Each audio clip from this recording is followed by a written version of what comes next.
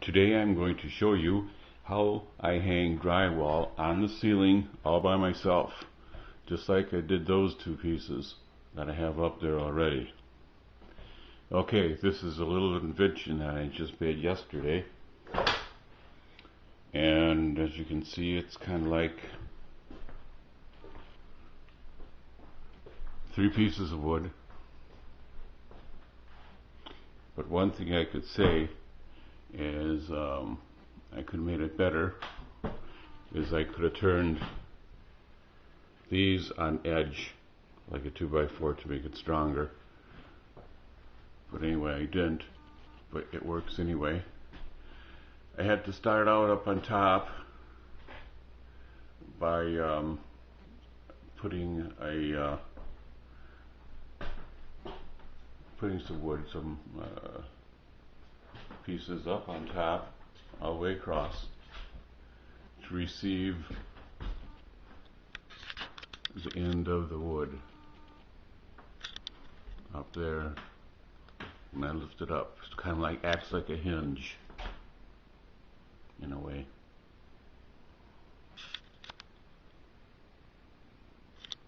Okay, the next thing I'm going to do, well, first of all, I want to show you the pieces. I have a little ledge, an inch down here, that the drywall will rest on. I'll show you that in a moment.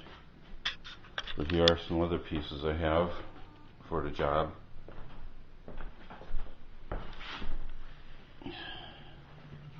I have 2 long pieces of wood. Okay, 1, 2. And I have a short one. I'll show you how I use that in a moment.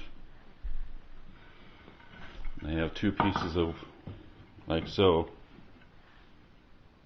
that may be not quite 2 feet long.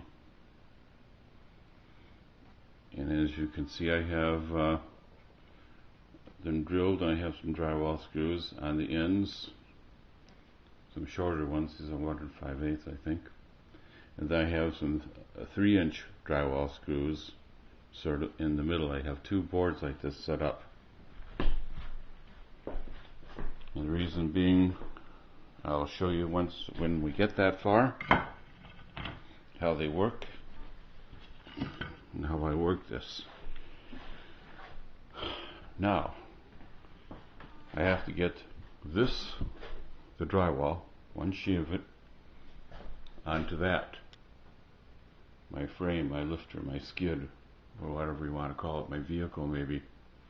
I have to position it right. I have this is actually about 3.5 feet wide, my little lifter, which the drywall is 4x8. This is about 3.5 feet by 8.5 feet. Okay, next thing for me to do is get the sheet of drywall up on that. Okay, I have the sheet of drywall on my lifter. It looks like it's okay.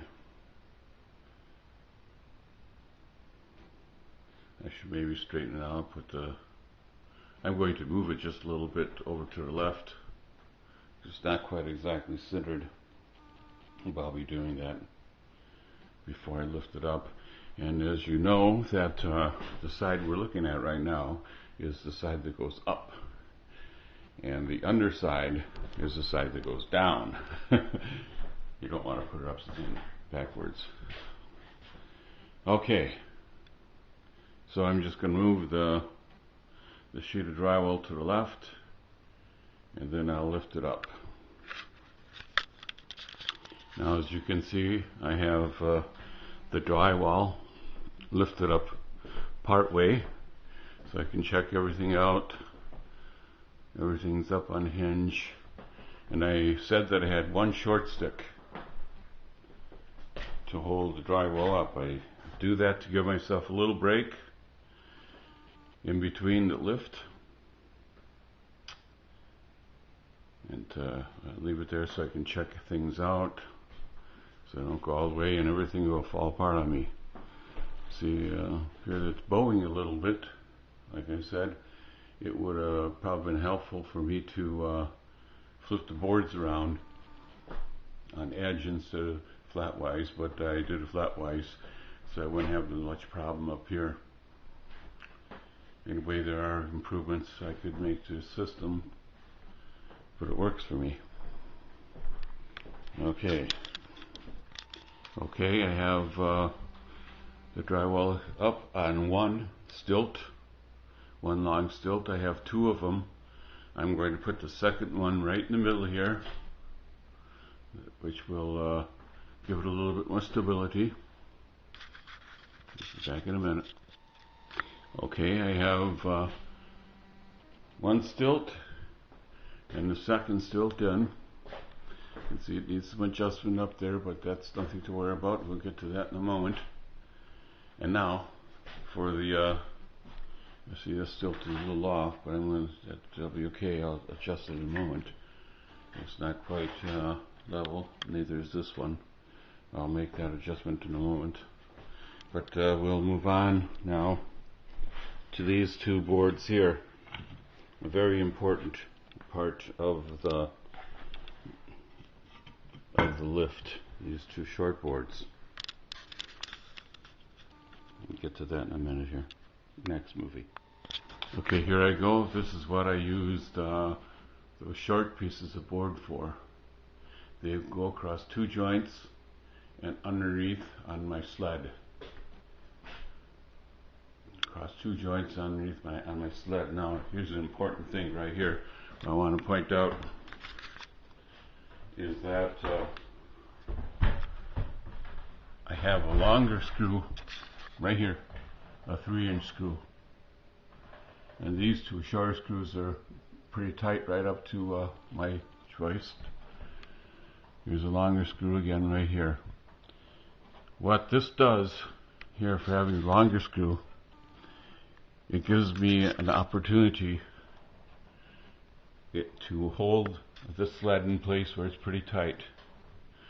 And this way it will leave room for me.